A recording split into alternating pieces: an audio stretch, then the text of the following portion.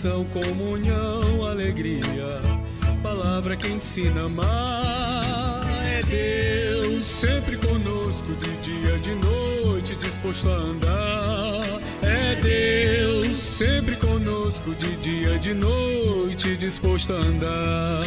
Escola dominical, na vida é presente, é tradição, compromisso, é alegria da gente. É tradição, compromisso, é alegria da gente. Não perca a hora, vamos embora. Jesus quer transformar nossa história. Não perca a hora, venha-se embora. Jesus quer transformar sua história. Fé no caminho, serviço e missão. Quero aprender com seus passos, ser sal, ser luz no mundão. É Deus sempre conosco, de dia, de noite, disposto a andar. É Deus sempre conosco, de dia e de noite, disposto a andar. Escola dominical, na vida é presente, é tradição, compromisso, é alegria da gente. É tradição, compromisso, é alegria da gente. Não perca a hora, venha-se embora. Jesus quer transformar nossa história. Não perca a hora, venha-se embora. Jesus quer transformar sua história. Não perca a hora, venha-se embora. Jesus quer transformar nossa história.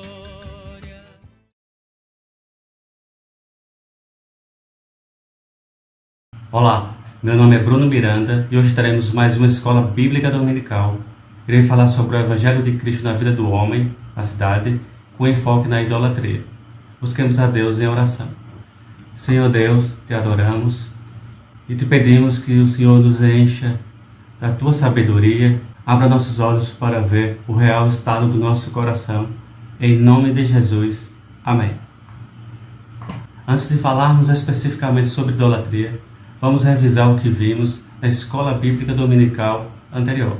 Foi vista a parábola dos dois filhos, que apresenta dois modos de sermos o nosso próprio Salvador. Um filho tentou por meio de uma vida corrompida e o outro através de uma vida adequada. O modo padrão do coração humano é uma submissão comportamental a regras sem mudança no coração. Essa submissão a regras sempre é superficial e passageira. Os cristãos, ao contrário, buscam se arrepender tanto dos seus pecados quanto da sua justiça própria. Somente uma fé cada vez mais profunda no Evangelho é que reestrutura as nossas motivações, a nossa autocompreensão e identidade, e ainda a nossa visão do mundo. Somente o Evangelho muda o nosso coração, somente o Evangelho muda a nossa vida. No entanto, o coração do homem insiste em construir ídolos para si mesmo. Vamos ao texto bíblico que se encontra em Romanos capítulo 18, versículo 25. Pois a ira de Deus se revela do céu contra toda a impiedade e injustiça dos homens, que impede a verdade pela injustiça. Pois o que se pode conhecer sobre Deus é manifesto entre eles, porque Deus lhes manifestou. Pois os atributos invisíveis, seu eterno poder e divindade, são vistos claramente desde a criação do mundo e percebidos mediante as coisas criadas, de modo que esses homens são indesculpáveis, porque, mesmo tendo conhecido a Deus, não o glorificaram como Deus, nem lhe deram graças. Pelo contrário, tornaram-se fúteis nas suas especulações e seu coração insensato se obscureceu. Dizendo-se sábios, tornaram-se loucos e substituíram a glória de Deus incorruptível por imagem semelhante ao homem corruptível, às aves, aos quadrúpedes e aos répteis. E por isso que Deus os entregou à impureza sexual, ao desejo ardente de seus corações, para desonrarem seus corpos entre si, pois substituíram a verdade de Deus pela mentira e adoraram e serviram a criatura em lugar do Criador, que é bendito eternamente. Amém. Todos necessitam do Evangelho, porque sem o Evangelho de Cristo, esta ira de Deus contra nós.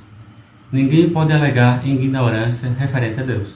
Todos sabem da existência de Deus, na consciência, no coração e através da criação ao nosso redor. O homem sempre tem uma consciência de algo superior, uma consciência de Deus, e por isso surge a culpa da consciência. A ira de Deus é devido à revolta do homem contra Deus. Essa revolta se vê primeiro na impiedade, ou falta da verdadeira religião, que é a quebra do relacionamento de Deus com o homem. E a segunda, na perversão humana, que é a perversão do relacionamento do homem com o próprio homem. Ou seja, quando o homem perverte o direito, a dignidade, a justiça, há um tratamento de forma imoral e injusto. Deus está irado com o homem por causa destas coisas. O homem está sufocando a verdade ou substituindo Deus por outros deuses. Deus se manifestou para o homem de uma forma totalmente clara. Deus fez uma clara distinção entre Deus e sua criação, de forma que agora é indesculpável. Não tem inocente diante de Deus em lugar algum. Eu e você precisamos necessariamente do Evangelho de Cristo. Mas apesar de toda a revelação de Deus, o homem continua a desafiar deliberadamente a Deus. E basicamente isso significa idolatria. A idolatria não é simplesmente um ídolo esculpido que está situado em algum lugar distante. A ideia de idolatria pode ser bastante sofisticada, resumindo as complexidades da motivação da psicologia individual, o ambiente social e também o mundo invisível. Ídolos não estão somente em altares pagãos, mas em corações e mente. A idolatria está associada à ganância, luxúria, desejo, cobiça. A idolatria não está na periferia da nossa vida, mas é algo central. Ou seja, não é um problema último para o homem resolver, mas é um problema urgente. Talvez é a primeira coisa que você precisa resolver na sua vida a partir de agora. No início, os seres humanos foram criados para adorar e servir a Deus e depois para governar em nome de Deus sobre todas as coisas criadas. Em vez disso, caímos no pecado. O homem se recusa a glorificar a Deus. Nos recusamos a fazer a coisa mais importante. Em vez disso, escolhemos certas partes da criação para glorificar em vez de Deus. O homem adora e serve as coisas criadas. E essas coisas criadas governam o homem. O grande pecado no período mosaico foi a fabricação de um bezerro de ouro. Os dois primeiros e mais básicos dos 10 mandamentos são contra a idolatria. O primeiro proíbe adorar outros deuses, e o segundo proíbe adorar a Deus de modo idólatra, ou adorar a Deus como queremos que Ele seja, que não é como Ele é. Adorar outros deuses é uma armadilha. Em Êxodo fica claro que se o homem não adorar a Deus, o Deus verdadeiro, ele acaba por adorar outros deuses. Não existe uma terceira opção. O homem não fica sem adorar nada. Para Lutero, todos aqueles que não confiam em Deus em todos os momentos, nem confiam em seu favor, graça e boa vontade, em todas as suas obras ou em seus sofrimentos, vida e morte, mas buscam o seu favor em outras coisas ou em si mesmo, não obedecem a esse primeiro mandamento e praticam real idolatria, mesmo que façam mais obras de todos os outros mandamentos. E além disso, tenham todas as orações, jejuns, obediência, paciência, castidade, inocência de todos os santos combinados. Pois a obra principal não está presente, sem a qual todas as outras não são nada, a não ser mera farsa, exibição e fingimento. Já os profetas afirmam que os ídolos são vazios, que não é nada além do que nós mesmos fizemos, a obra das nossas próprias mãos. É algo que fazemos à nossa imagem. Em certo sentido, é adorarmos a nós mesmos. Quando o homem adora outros deuses, ele tende a perder todas as suas energias. Quando mais se busca poder por meio deles, mais eles sugam a nossa força. Ídolos produzem uma terrível cegueira espiritual da mente e do coração. O homem ilude a si mesmo por várias mentiras relacionadas à idolatria. Os idólatras estão escravos aos ídolos. Os ídolos envenenam o coração até a completa dependência deles. Eles capturam totalmente o nosso coração. Eles se tornam o Senhor dos que o adoram. Se atente ao que Rebeca diz. Tudo que nos controla é nosso Senhor. A pessoa que busca poder é controlada pelo poder. A pessoa que busca aceitação é controlada pelas pessoas às quais ela quer agradar. Não controlamos a nós mesmos, somos controlados pelo Senhor da nossa vida. Se não somos controlados por Deus, de certo que seremos controlados por algum ídolo. Pensemos agora na idolatria no Segundo Testamento. Essa palavra, em vermelho, significa desejos desordenados, que é muito comum no Novo Testamento, e tem fortes ligações com a ideia de idolatria. Todo pecado está enraizado no desejo desordenado por alguma coisa. O desejo desordenado surge porque estamos confiando em um ídolo, e não em Cristo, para nossa justiça ou salvação. David nos explica que, se a idolatria é a palavra característica e sintética do Antigo Testamento para o nosso afastamento de Deus, então desejos desordenados é a palavra característica e sintética do Novo Testamento para o mesmo afastamento. Ambas são formas abreviadas para expressar o problema dos seres humanos. O Novo Testamento funda o conceito de ídolo e o conceito de desejos desordenados e dominadores da vida. A idolatria se torna um problema no coração, uma metáfora para a luxúria humana, o desejo, o anseio e a demanda gananciosa. E como vimos em Romanos, capítulo 1, versículos 18 a 25, a razão de criarmos ídolos é querermos controlar a nossa vida, embora saibamos que devemos tudo a Deus. O homem usa de estratégia para o controle. Usa coisas criadas e fixa nelas o coração. Aí constrói a vida ao redor delas. E nisto troca-se a verdade de Deus pela mentira, que é a idolatria. Ou troca-se o verdadeiro Deus por outro qualquer. No Novo Testamento, em Gálatas capítulo 8, versículos de 8 a 9, alerta para não voltar à idolatria, já que os Gálatas no passado foram escravos da idolatria. O risco para os Gálatas era de seguir aqueles que estavam lhe dizendo para ser circuncidados e tentando atraí-los para o moralismo. Isto estava obscurecendo seu entendimento da salvação. Quando se busca se tornar merecedor do céu por meio de uma moralidade meticulosa, você está estabelecendo algo além de Deus como a sua esperança final. E isso o escravizará. E em 1 João capítulo 5, versículo 21, diz que o único modo de andar na santidade, no amor e na verdade, é se manter livre dos ídolos. Mas qual a chave para a mudança? Que é também a chave para a autocompreensão.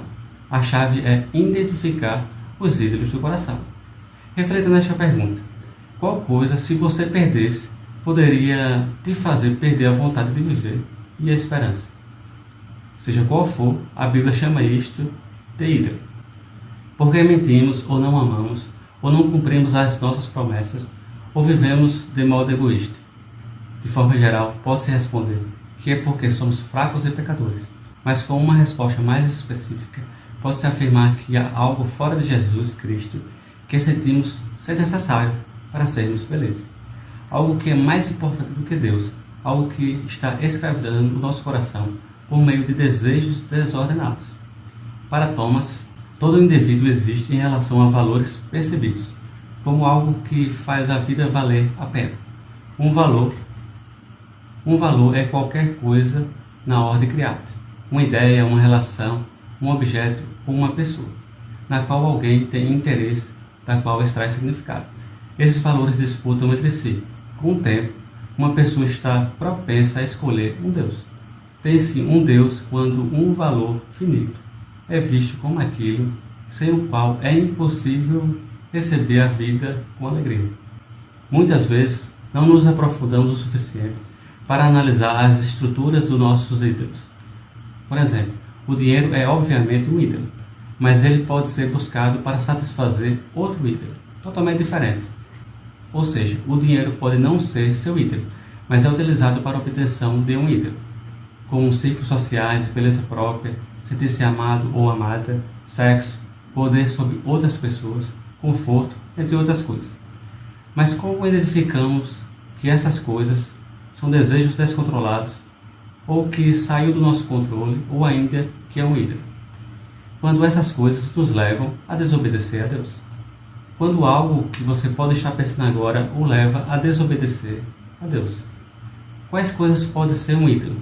Um ídolo pode ser uma infinidade de coisas, como um objeto material, uma propriedade, uma pessoa, uma atividade, um papel, uma instituição, uma esperança, uma imagem, uma ideia, um prazer, um herói, além de trabalho e família.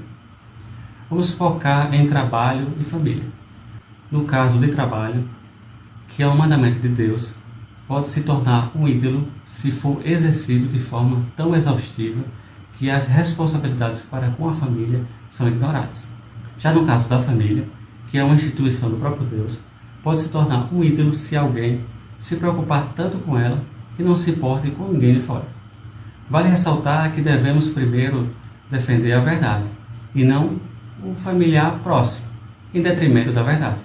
Quando fazemos isto, é porque não amamos a Deus sobre todas as coisas.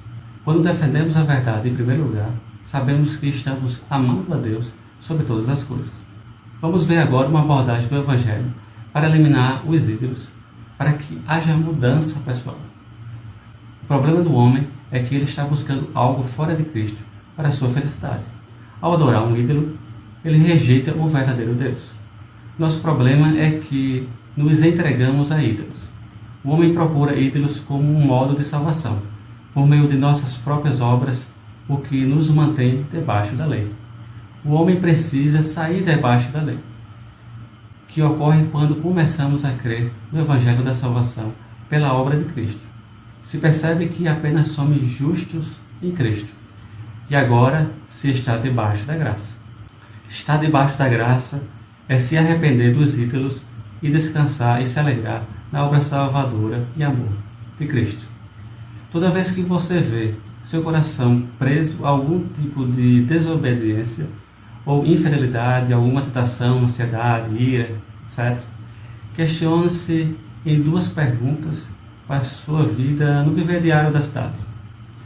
Primeiro, como esses efeitos de teu coração preso a uma desobediência estão sendo causados por uma esperança desordenada, de que alguém ou algo que me dará o que só Jesus, de fato, pode me dar.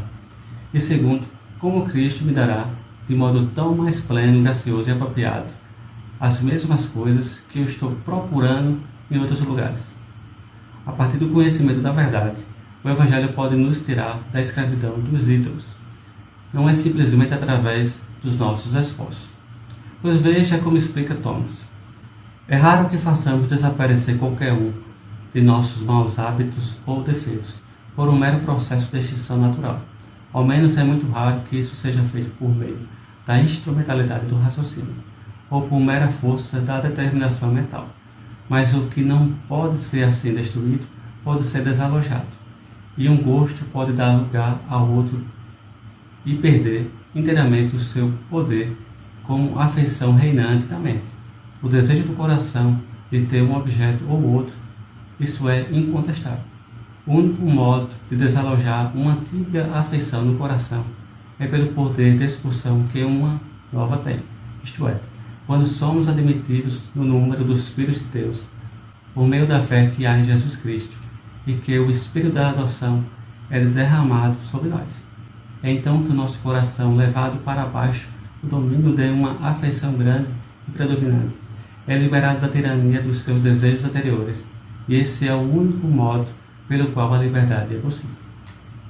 Enfim, é importante nomear um ídolo que possamos ter, perceber que temos um ídolo de estimação, e após percebido, falar para Deus esse ídolo.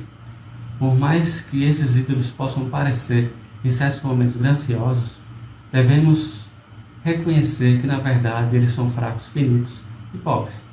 Devemos reconhecer quão perigosos os ídolos são. Eles nos escravizam e nunca ficam satisfeitos, vão nos destruindo aos poucos. Para Deus, qualquer ídolo é uma coisa grave. Mas arrependa-se deste ídolo e regozije-se em Deus. Mantenha-se vigilante dia após dia, principalmente porque vivemos em uma cidade que tem tentações diversos ídolos disponíveis. Tome cuidado para não voltar a cair novamente e voltar a confiar no mesmo ídolo. Se rejeitarmos a Deus com os ídolos, Deus também nos rejeitará. Mas só o Evangelho pode mudar a nossa vida. Esse Evangelho é o poder de Deus para a salvação de todo aquele que crê. Oremos. Querido Deus, apenas o Senhor tem o poder para nos salvar. Abra nossos olhos para enxergarmos os ídolos na nossa vida.